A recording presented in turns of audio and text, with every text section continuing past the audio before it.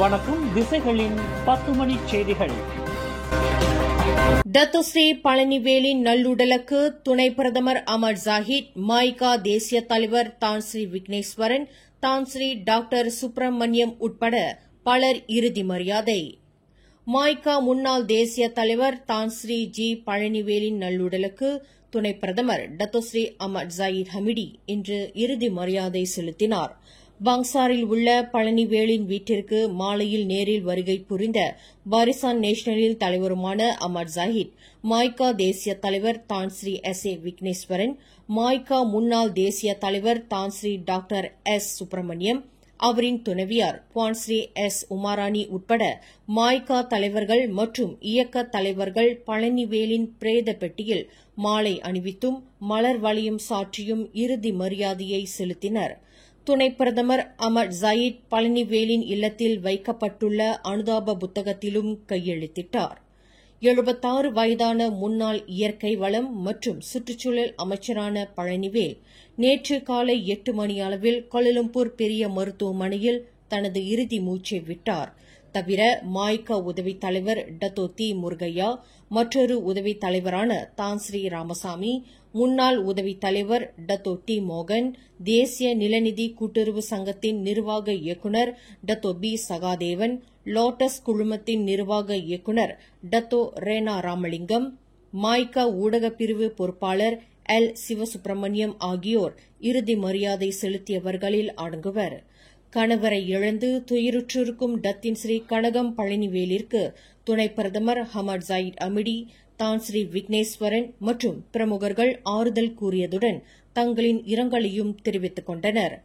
நாளை வியாழக்கிழமை பொதுமக்களின் அஞ்சலி மற்றும் இறுதி சடங்கிற்கு பிறகு பழனிவேலின் நல்லுடல் பிற்பகல் 3 மணி அளவில் செந்துலில் தகனம் செய்யப்படவிருக்கிறது.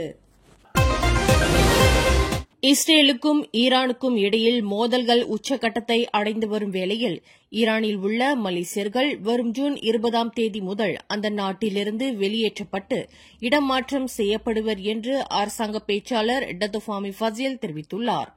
ஈரானில் கல்வி பயின்று வருகின்றவர்கள், சுற்றுப்பயணம் மேற்கொண்டவர்கள், மலேசியாவை பிரதிநிதித்து அலுவல் பயணங்களை மேற்கொண்டவர்கள் அந்த நாட்டிலிருந்து வெளியேற்றப்படுவர். அதற்கான அனைத்து நடவடிக்கைகளும் வரும் ஜூன் 20ஆம் தேதி முதல் அரசாங்கம் முழு வீச்சில் மேற்கொள்ளும் என்று டத்தோ ஃபாமி குறிப்பிட்டார். பாஸ் கட்சி தலைவர் அப்துல் ஹடி அவாங் தற்போது கோலாலம்பூர் ஐஜிஎனில் சிகிச்சை பெற்று வருவது தொடர்பிலான காணொலி ஒன்று அவரின் குடும்பத்தாரின் அனுமதியின்றி சமூக வலைதளங்களில் பகிரப்பட்டது குறித்து ஹடியின் மகன் இன்று வருத்தம் தெரிவித்துக் கொண்டார்.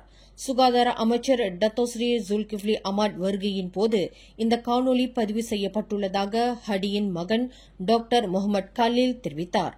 தங்கள் குடும்பத்தின் அனுமதியின்றி அந்த வீடியோ பதிவு எவ்வாறு எடுக்கப்பட்டது என்று அவர் கேள்வி எழுப்பியுள்ளார். துணை குத்தகை நிறுவனம் ஒன்றின் இயக்குநரிடமிருந்து 2,35,000 ரிங்கெட்டை லஞ்சமாக பெற்றது மற்றும் 3 ஆடம்பர கார்களை இலவசமாக பெற்றது தொடர்பில் நாடாளுமன்ற மேலவையின் முன்னாள் துணை சபாநாயகர் டத்தோ ஸ்ரீ முகமது அலி முகமது ஷாலாம் செஷன்ஸ் நீதிமன்றத்தில் இன்று குற்றஞ்சாட்டப்பட்டார். ஊழல் நடவடிக்கைக்கு துணை நிற்க BMW, லேண்ட் ரோவர் மற்றும் பென்டலி ஆகிய ஆடம்பர கார்களை லஞ்சமாக பெற்றதாக டத்தோ ஸ்ரீ முகமது அலி மீது குற்றச்சாட்டு கொண்டுவரப்பட்டுள்ளது. மலாக்கா மாவட்டத்திற்கு உட்பட்ட கோத்தா லக்சமனா கடலோர பகுதியில் 100 ஏக்கர் நிலப்பரப்பில் 4,50,00,000 ரிங்கெட் மதிப்பிலான கடல் நில மீட்பு திட்டத்தை மேற்கொள்வதற்கு பெனலெக் சென்ட்ரியான் பெர்ஹாட் நிறுவனத்தின் இயக்குநர் லியூ செங்ஹாய் என்பவரிடம் லஞ்சம் பெற்றதாக 61 வயதுடைய அந்த முன்னாள் துணை சபாநாயகர் குற்றஞ்சாட்டப்பட்டார். 5 ஸ்டார் ட்ரேடிங் பெருமையுடன் வழங்கும் மண்ணின் மைந்தர்களின் உள்ளூர் தயாரிப்பான மிருகசீரிஷம் திரைப்படம் நாளை ஜூன் 19ஆம் தேதி வியாழக்கிழமை நமது திரையரங்குகளில் ஏக காலத்தில் திரையிடு காண்கிறது. இயக்குநர் விஜய கணேஷ் இயக்கத்தில் மிருகசீரிஷம் திரைப்படத்தை டாக்டர் சாய் சுதன் தயாரித்துள்ளார். நகைச்சுவை, உணர்ச்சிகள், அதிரடி மற்றும் திகில் நிறைந்த விறுவிறுப்பான திரைப்படம் மிருகசீரிஷம். குடும்பத்தினருடன் காண வேண்டிய முழுக்க பொழுதுபோக்கு அம்சம் நிறைந்த மிருகசீரிஷம் நாளை ஜூன் 19ஆம் தேதி 70 இடங்களில் திரையிடப்படுகின்றன. இது ஒரு 5-star ட்ரேடிங் வெளியீடாகும். கடந்த ஆண்டு கோலாலம்பூர் கம்போங் சுங்கை பஞ்சாலாவில் தனது தாய் தந்தையரை வெட்டிக் கொன்ற குற்றத்திற்காக ஆடவர் ஒருவருக்கு கோலாலம்பூர் உயர்நீதிமன்றம் இன்று 40 ஆண்டு சிறை தண்டனை விதித்தது. அத்துடன் அந்த நபருக்கு 24 பிரம்படி தண்டனையும் விதிக்குமாறு உயர்நீதிமன்ற நீதிபதி கே முனியாண்டி உத்தரவு பிறப்பித்தார். எஃப்என்டி முகமது அகூஸ் என்ற முகமது அலிக்கு எதிராக தீர்ப்பு வழங்கப்பட்டபோது அந்த நபர் அமைதியாக காணப்பட்டார். சம்பந்தப்பட்ட நபர் புரிந்த பாதக செயல் மிக கடுமையானதாகும். எனவே உரிய தண்டனையை அனுபவித்தே ஆக வேண்டும் என்று முனியாண்டி தனது தீர்ப்பில் தெரிவித்தார். அந்த நபர் 82 வயது தனது தந்தையையும் 72 வயது தாயாரையும் கொலை செய்ததாக குற்றச்சாட்டில் தெரிவிக்கப்பட்டது. எரிபொருள் வாராந்திர விலை நிர்ணயிப்பில் பெட்ரோல் RON 97 மற்றும் தீபகற்ப மலேசியாவில் டீசல் விலை லிட்டருக்கு 7 காசு உயர்ந்துள்ளது. பெட்ரோல் RON 97 லிட்டருக்கு 3 ரிங்கிட் 7 காசிலிருந்து 3 ரிங்கிட் 14 காசுக்கு விலை உயர்ந்துள்ள வேளையில் தீபகற்ப மலேசியாவில் டீசல் லிட்டருக்கு 2 ரிங்கிட் 74 காசிலிருந்து 2 ரிங்கிட் 81 காசுக்கு விலை உயர்ந்துள்ளதாக நிதி அமைச்சு அறிவித்துள்ளது. எனினும் பெட்ரோல் RON 95 விலையில் எந்த மாற்றமும் இல்லை. அதன் விலை தொடர்ந்து 2 ரிங்கிட் 5 காசுக்கு நிலைநிறுத்தப்பட்டுள்ளதாக அது தெரிவித்துள்ளது. மலாய்க்கார இளையோர்கள் மத்தியில் போதைப்பொருள் பழக்கம் மற்றும் மின் சிகரெட்டுக்கான வேப் பயன்பாடு அச்சத்தை ஏற்படுத்துவதாக உள்ளது என்று பிரதமர் டத்தோஸ்ரீ அன்வார் இப்ராஹிம் கவலை தெரிவித்தார். இது இளையோர்களின் எதிர்காலம் சம்பந்தப்பட்ட விவகாரம் என்பதால் இதில் உடனடியாக கவனம் செலுத்த வேண்டிய அவசியம் இருப்பதாக அவர் குறிப்பிட்டார். இன்று நடைபெற்ற அமைச்சரவை கூட்டத்தில் கூட இந்த விவகாரம் குறித்து தாம் பேசியதாக அவர் தெரிவித்தார். இதர இனத்தவர்களுக்கும் இத்தகைய பழக்கம் உண்டு என்ற போதிலும் மலாய்க்கார இளையோர்களின் நிலை பெரும் அச்சத்தை ஏற்படுத்துவதாக உள்ளது என்று பிரதமர் கவலை தெரிவித்தார். மலேசிய கல்வி முறையை சீர்திருத்துவதற்கான 3 அவசர முன்னுரிமைகளை முன்மொழிந்துள்ள ஒரு கல்விமானாகிய டாக்டர் ஆர் சிவபிரகாஷ் நேற்று 1வது முன்னுரிமையை முன்வைத்துள்ள வேளையில் இன்று 2வது முன்னுரிமையை பரிந்துரைத்துள்ளார். 2வது முன்னுரிமையானது கல்வி மற்றும் டிவெட் எனப்படும் தொழில்நுட்ப கல்வி, தொழிற்பயிற்சி ஆகியவற்றில் சீர்திருத்தங்கள் கொண்டு வரப்பட வேண்டும் என்பதுடன் அவற்றுக்கு மறுபெயரிடப்பட வேண்டும் என்று டாக்டர் சிவபிரகாஷ் வலியுறுத்துகிறார். நடப்பு பிரச்சினை என்ன? டிவெட் கல்வி நிர்வகிப்பு நிர்வாகமானது துண்டு துண்டாக உடைந்து 12 அமைச்சுகளில் சிக்கி கிடக்கின்றன.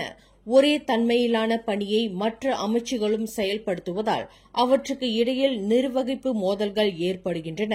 இது தரத்தை குறைமதிப்புக்கு இட்டுச் செல்லும் அதே வேளையில் மாணவர்கள் பங்கேற்பை தடுப்பதற்கான சமூகவியல் களங்கத்தை ஏற்படுத்துகிறது என்று டாக்டர் சிவபிரகாஷ் சுட்டிக்காட்டுகிறார்.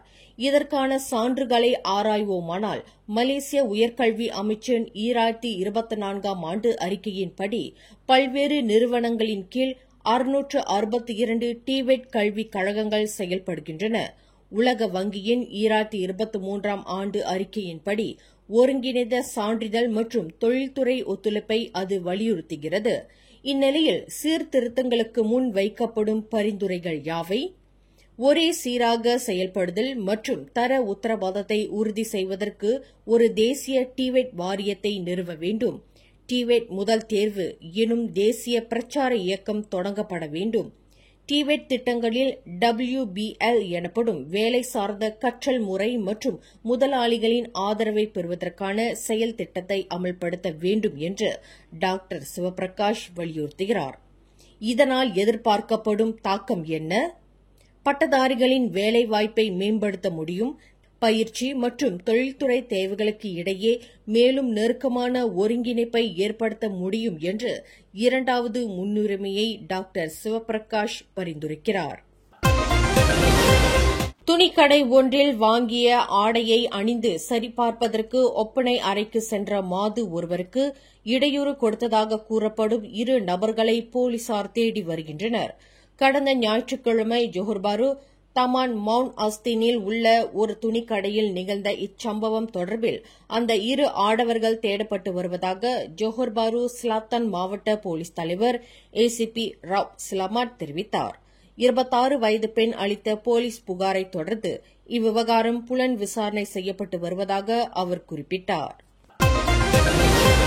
பாகிஸ்தானுடனான பிரச்சினைகளில் அமெரிக்காவின் எந்தவொரு மத்தியஸ்தத்தையும் இந்தியா ஒருபோதும் ஏற்றுக்கொள்ளாது என்று அமெரிக்க அதிபர் டிரம்பிடம் இந்திய பிரதமர் மோடி திட்டவட்டமாக தெரிவித்துள்ளார். புதுடெல்லியில் வெளியுறவுச் செயலாளர் விக்ரம் மிஸ்ரி காணொலி ஒன்றை வெளியிட்டுள்ளார்.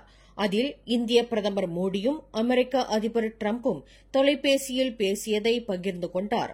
மேலும் இரு தரப்பினரும் பேசிய விவரங்கள் என்ன என்பதையும் அவர் விரிவாக விளக்கினார்.